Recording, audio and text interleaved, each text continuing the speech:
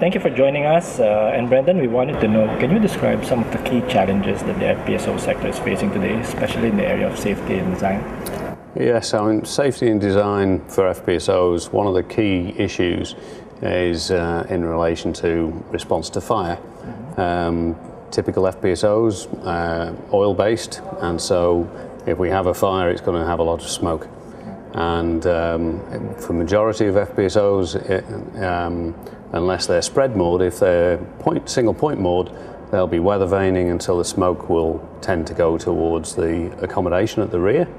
And then that can create problems for smoke logging and intake into the accommodation, and also for access to lifeboats. Now, many FPSOs have addressed that quite well with water curtain systems and that type of thing, but many FPSOs still go out with the standard ship arrangement of side-mounted davit-launched lifeboats, which are probably, they need some level of protection from the smoke from a process oil fire. So that's an issue that I think is going to get more attention, particularly as one of the issues that has come out of Macondo is that if there is fire and smoke on an offshore facility, evacuation plans tend to break down. And that's not anything new. That was seen in Piper Alpha, it was seen in Mumbai High, it's been seen on virtually any facility fire, and yet we still haven't got it right. So that issue applies to fixed facilities as much as it does to floating facilities. But FPSOs, I think, have managed to get away with almost a ship-based approach up till now. There is going to be a greater focus on that requirement now, I think. Now, given the safety challenges as a backdrop, what interesting technologies or innovations do you see in the field lately, and how do you think it will impact the industry? There are a number of things. There are, for example, the push to have lower manning. That requires, some facilities have managed to do low manning quite well, others never quite managed to achieve their design intention, and so you end up with higher levels of manning than hoped for in the design. That's largely been done with things like wellhead platforms and so on, but now there has been a move towards more complex platforms, and the Angel platform from Woodside in North West Shelf, Australia is a good example of that. And there are discussions going on in various parts of the world at looking at applying that kind of technology to FPSO topsides with a view to reducing the amount of crew that you need on the FPSO. For places like Northwest Shelf Australia, where you need to have a disconnectable FPSO, you're still going to need a marine crew. But where the FPSO is permanently moored, you don't necessarily need the permanent marine crew, and so there's more potential for achieving that. One of the other areas of technology which is perhaps allied to that is in the application of safety integrity level analysis. That is becoming much more of an expectation for offshore projects, and certainly for FPSOs it's an area where improvements can be made.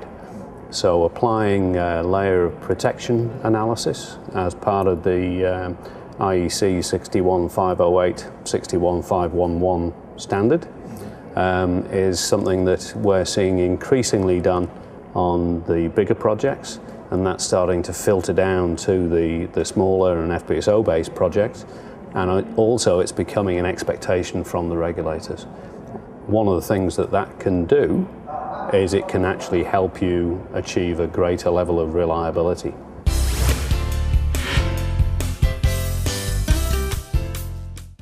Good. You mentioned about reliability.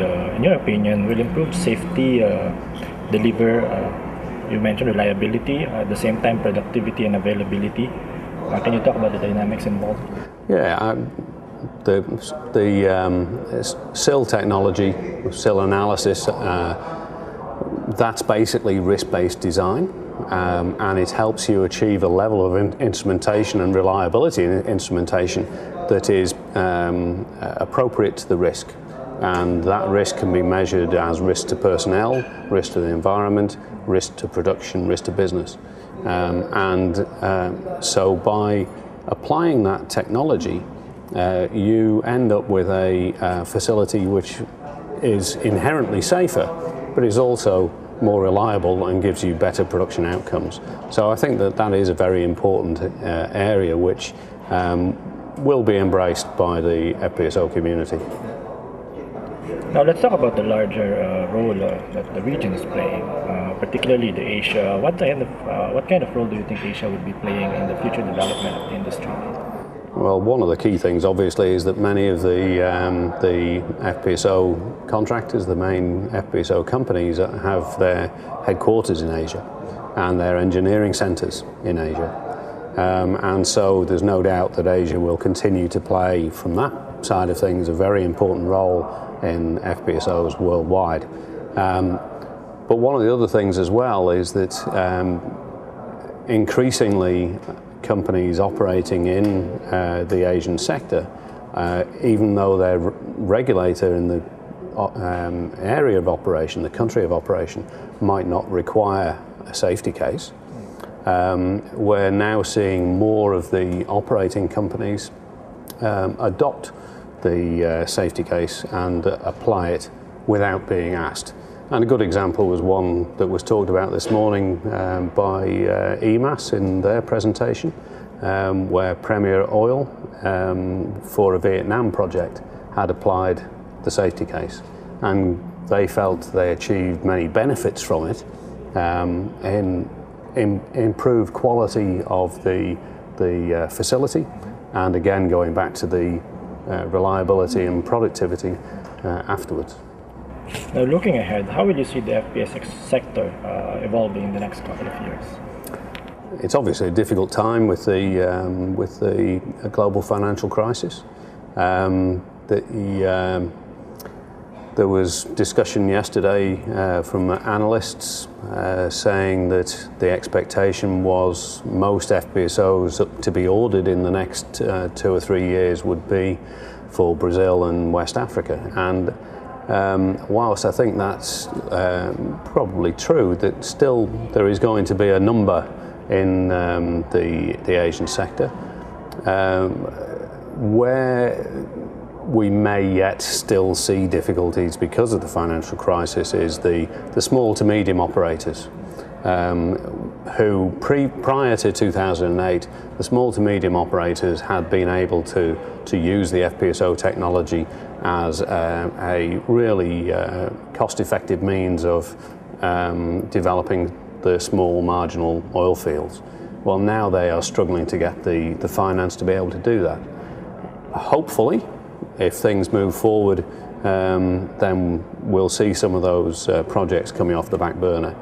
Otherwise, it's going to be only the national oil companies and, as I said, West Africa and Brazil. Well, thank you so much for that very thoughtful insight, Brendan. That was Brendan Fitzgerald, Managing Director for Vanguard Solutions. Have a great night.